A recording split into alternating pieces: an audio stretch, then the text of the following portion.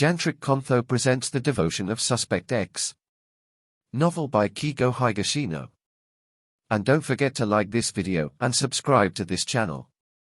They walked from the subway station toward Shinohoshi Bridge, taking a right onto the narrow road just before the river. The neighborhood they had entered was mainly residential, though there were a few small shops here and there, all of which felt like they had been around for years, real mom-and-pop establishments.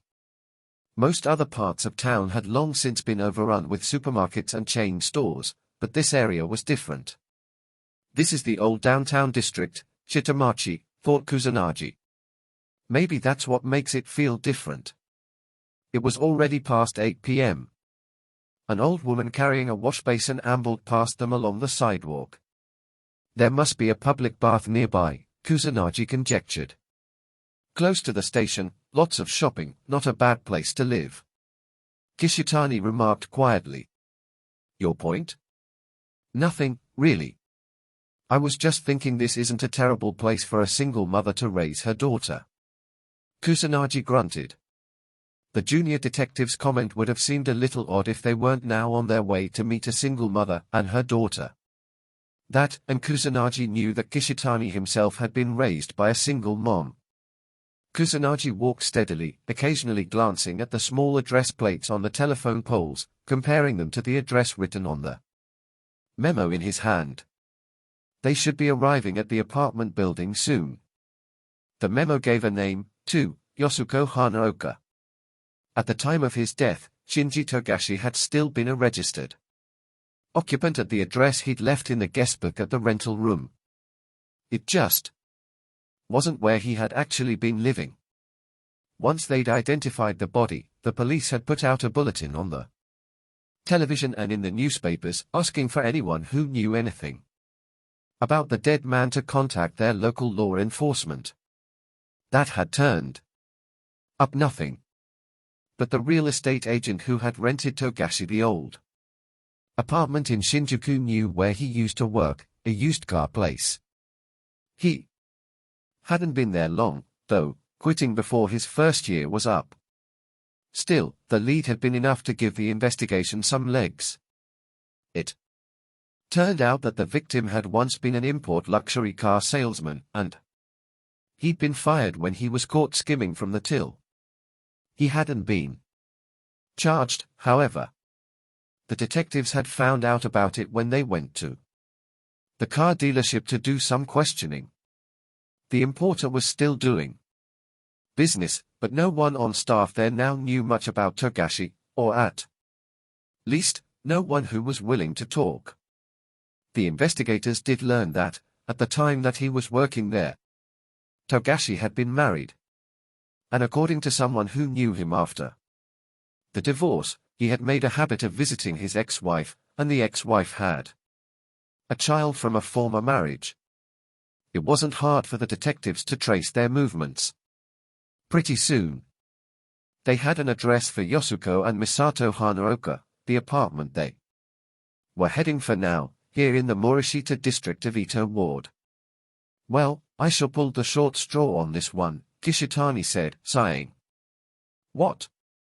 Doing footwork with me is the short straw. No, it's not that. I just don't enjoy the idea of bothering this poor lady and her daughter. If they had nothing to do with the crime, what's the bother? Well, from the sound of it, this Togashi wasn't the best husband, or the best father. Who'd want to have to remember all that? Well, if that's the case, you'd think they'd welcome us. After all, we're here to tell them the big bad man is dead. Just try not to look so glum. Okay? You're making me depressed just looking at you. Ah, here we are. Kusanagi stopped in front of an old apartment building. The building was a dirty grey color with several marks on the walls where repairs had been made. It was 2 stories high with 4 units on each floor. Only half of the windows were lit. Room 204, which means we go upstairs. Kusanagi put a hand on the concrete railing and started up. Kishitani followed. Room 204 was the unit furthest from the stairwell. Light spilled from the apartment window, and Kusanagi breathed a quick sigh of relief. They hadn't called in advance. If Miss Hanaoka had been out, the detectives would have had to come back. He rang the doorbell. Immediately, he heard someone moving inside. The door was unlocked. It swung open a crack, the door chain still attached. Not unusual, Kusanagi thought, considering a single mother and her daughter live here alone. They're right to be cautious. A woman looked out through the opening, peering suspiciously at the two detectives. She had a small face with strikingly dark eyes. In the dim light, she looked as if she could have been in her late 20s, but the hand on the door was not a young woman's hand. "Sorry for dropping in like this, but are you Ms. Yosuko Hanaoka?" Kusanagi asked as gently as he could. "I am," the woman replied. She seemed ill at ease. "We're from the police department. Actually, I have some bad news." Kusanagi pulled out his badge, flashing his ID. Beside him, Kishitani did the same. "The police?" Yosuko's eyes widened. A ripple passed through the pools of black. "Can we come inside?" "Oh yes, please, come in." Yosuko shut the door, undid the chain, and opened the door again. "May I ask what this is all about?" Kusanagi stepped into the apartment. Kishitani followed behind. "Do you know a Mr. Shinji Togashi?" Kusanagi noticed Yosuko's face tighten in response, and he chalked it up to surprise. "Yes, he's my ex-husband. Has he done something?" So she didn't know he'd been killed. She probably hadn't seen it on the news or read it in the papers. The story hadn't garnered too much attention from the press, after all. "Actually," Kusanagi began, and his eyes wandered back into the room behind her. The sliding doors toward the rear were closed tightly. "Is there someone else home?" he asked. "My daughter, yes." "Ah, right." He noticed the sneakers by the door. Kusanagi lowered his voice. "I'm afraid Mr. Togashi is dead." Yosuko's expression seemed to freeze while her lips made an open circle. He died? Why? How? Was there an accident?" "His body was found on an embankment by the old Edogawa." "We don't know for sure, but there is suspicion of murder," Kusanagi said. He figured that breaking the news to her straight would make it easier to ask questions afterward. For the first time, a look of shock passed over Yosuko's face. She shook her head. "Him? But why would anyone do that to him?" "That's what we're investigating now. Mr. Togashi didn't have any other family, so we thought you might know something. I'm sorry to drop in so late." Kusanagi bowed stiffly. "No, of course, I had no idea." Yosuko put a hand to her mouth and lowered her eyes. Kusanagi's gaze shifted again to the sliding doors at the rear of the room. Was Miss Hanaoka's daughter behind there, listening in on their conversation? If so, how would she take the news of her former stepfather's death? "We did a little looking through the records. You divorced Mr. Togashi 5 years ago, is that correct? Have you seen him since then?" Yosuko shook her head. "I've hardly seen him at all since we separated." Which meant they had met. Kusanagi asked when. "I think the last time I saw him was over a year ago." "And you've received no contact from him since? A phone call, or letter?" "Nothing," Yosuko said, firmly shaking her head. Kusanagi nodded, glancing casually around the room. It was a small apartment, done in the Japanese style with tatami mats on the floor. The unit was old, but the woman kept it clean and orderly. A bowl of mandarin oranges sat on the low kotatsu table in the middle of the room. The badminton racket leaning against one wall brought back memories for the detective. He had played the game in college. We've determined that Mr. Togashi died on the evening of March 10th. Kusanagi told her. Does that date or the embankment on the old Edogawa mean anything to you? Even the slightest connection could help our investigation. I'm sorry, but I can't think of anything. There's nothing special about that date, and I really don't know what he's been up to. I see. The woman was clearly getting annoyed. But then, few people cared to talk about their ex-husbands. This was getting nowhere fast. Might as well leave it here for now, he thought. There was just one last thing he needed to check. By the way, he asked, trying to sound as casual as possible, were you home on the 10th? Yosuko's eyes narrowed. She was clearly uncomfortable. Do I need to know exactly where I was that day? Kusanagi laughed. Please, don't take this the wrong way. Of course, the more precise you can be, the more it will help us. Well, can you wait a moment? Yosuko glanced at a wall Kusanagi couldn't see from where he stood. He guessed there was a calendar hanging there. He would have liked to look at her schedule, but he decided to refrain for now. I had work in the morning that day, and, that's right, I went out afterward with my daughter, Yosuko replied. Where'd you go out to? We went to see a movie at a place called the Rakutenchi in Kinshicho. Around what time did you leave? Just a general idea is fine. And if you remember which movie it was? Oh, we left around 6:30. She went on to describe the movie they'd seen. It was one Kusanagi had heard of, the third installment in some popular series out of Hollywood. Did you go home right after that?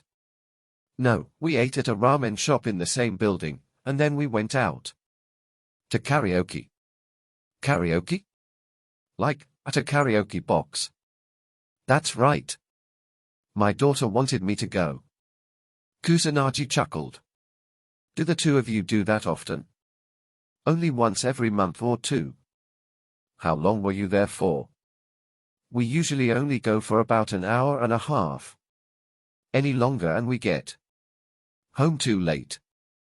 So you saw a movie, ate dinner, then went to karaoke, which puts you home at? It was after 11 o'clock, I think. I don't remember the time exactly. Kusanagi nodded.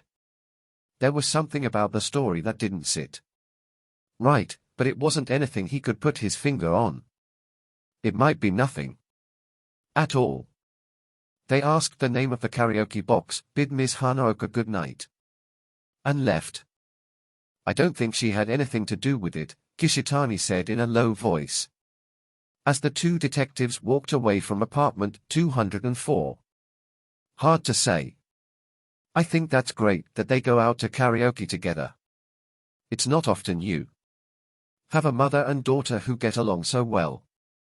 It was clear from his tone that Kishitani did not consider Yosuko Hanaoka a suspect. As they walked down the hall they became aware of a man coming up the stairs toward them. He was middle-aged and heavy-set. The two detectives stopped and let him pass. The man continued on to apartment 203, unlocked the door, and went inside. Kusanagi and Kishitani glanced at each other, then turned around. The plate next to the door of 203 read, Ishigami. They rang the doorbell, and the man they had just seen opened the door. He had taken off his coat, revealing a sweater and slacks beneath. The man's face was a blank as he looked at Kusanagi and Kishitani. In Kusanagi's experience, almost everyone viewed him with suspicion at first. If not alarm, but this man's face revealed absolutely nothing. Sorry to disturb you this late. I was wondering if you could help us, Kusanagi said with a friendly smile, showing the man his police badge. Still, the man's face didn't twitch a muscle. Kusanagi took a step forward. It'll only take a few minutes. We'd like to ask you some questions. Thinking that perhaps the man hadn't been able to see his badge, he held it out closer. What's this about? The man asked without even glancing at the badge in Kusanagi's hand. He seemed to know already that they were detectives. Kusanagi took a photograph from his jacket pocket. It was a picture of Togashi from when he had been a used car salesman. This is photo from a few years ago, but have you seen anyone resembling this man around here recently? The man stared intently at the photograph for a moment, then looked up at Kusanagi. Can't say I know him. Right, I'm sure you don't. But I was wondering if you had seen anyone who looked like him. Where? Well, for example, somewhere in the local area? The man squinted again at the photograph. This is a dead end, thought Kusanagi. Sorry, never seen him, the man said. I don't really remember the faces of people I pass on the street, anyway. Yes, of course, Kusanagi said, already regretting having come back to question the man. But, since he was here, he might as well be thorough about it. Might I ask, do you always come home at this time? I suppose it depends on the day. Sometimes I'm late with the team. I supervise a judo club. I'm responsible for closing up the dojo at the end of the day. Oh, you're a school teacher, then? Yes, high school, the man replied, and he told them the name of the school where he worked. I see. Well, then, I'm sorry to have bothered you. You must have had a long day, Kusanagi apologized, lowering his head. It was then that he noticed the mathematics textbooks piled up in the entranceway. Oh, great, he thought, a lump growing in his stomach, a math teacher. Math had been Kusanagi's worst subject in school. Ah, I was wondering, he said, trying to shake off the feeling. Your name here on the plate by the door, do these characters read Ishigami? That's right, I'm Ishigami. Mr. Ishigami, I was wondering if you remember what time you came home on the 10th of March? The 10th of March? Why, did something happen? No, nothing to do with you, sir. We're just gathering what information we can about events in the local area that day. I see, well, March 10th, huh? Ishigami stared briefly into the distance before returning his gaze to Kusanagi. I'm pretty sure I came home directly that day. I would say around 7 o'clock. Anything unusual happen next door that evening? Next door? Yes, Miss Hanaoka's place. Kusanagi asked, lowering his voice. Did something happen to Miss Hanaoka? No, nothing. We're just gathering information. A curious look crept over Ishigami's face. He was probably starting to imagine what could possibly have happened to the mother and daughter living next door. From the look of his apartment, Mr. Ishigami was single. I don't recall anything unusual, no, Ishigami replied. No loud noises, or talking. Ishigami scratched his neck. Sorry, nothing comes to mind. I see. Are you friends with Miss Hanaoka by any chance? Well, she lives next door, so we meet each other now and then and say hello. But that's about all. I see. Thanks, and we're sorry to have bothered you. Not at all, Ishigami said, nodding and reaching for the door. Kusanagi saw that he was lifting his mail from the box that hung on the inside of the door. The detective's eyes went wide for a moment when he saw the words Imperial University written on one of the letters. Kusanagi said hesitantly. Did you graduate from Imperial University? Huh? Ishigami started, his eyes opening a little wider. Then he, too, noticed the address on the letter in his hand. Oh, this must be an alumni letter. Does whatever you're investigating have anything to do with the university? No, I had a friend from there is all. Oh, yes, I see. Sorry for the trouble. Kusanagi bowed curtly, turned, and departed. When the detectives had left the apartment building behind, Kishitani spoke up suddenly. Wait, sir, didn't you go to Imperial University? Why? Didn't you tell that guy? No reason, really. Just didn't want to start anything, is all. I'm sure he was from the science department, and frankly, my bunch didn't get along with the fellows over there. You have a thing about the sciences, don't you? Kishitani said, grinning. Do I detect an inferiority complex? I'd be fine if someone didn't keep rubbing my face in it, Kusanagi muttered, the image of Monobu Yukawa, the friend the half-jokingly called Detective Galileo, rising in his mind. After the detectives had been gone a good 10 minutes, Ishigami stepped out into the hallway outside his apartment. He glanced next door. The light was on. He turned and went down the stairs. It was quite a walk to the nearest public phone where he had a reasonable chance of not being observed. He didn't own a cell phone, and he couldn't use the landline in his own apartment. As he walked, he went back over the details of his conversation with the police. He was sure he hadn't given them a single reason to suspect he was involved in any way. But there was always a chance, however slight. If the police suspected Yosuko, they would have to figure that a man had been involved in disposing of the body. They might start looking for someone connected to the Haneokas, a man who would be willing to dirty his hands for them. They might even consider investigating the mathematics teacher who lived next door. Ishigami knew he had to avoid going to their apartment, of course. He had been avoiding any direct contact. That was why he didn't call from his own house. The investigators might see from the phone records that he had made frequent calls to Yosuko Hanaoka and find it suspicious. But what about Benton Te? He still hadn't made up his mind about that. All things being equal, he should probably avoid the place for a while. But the police might come around asking questions.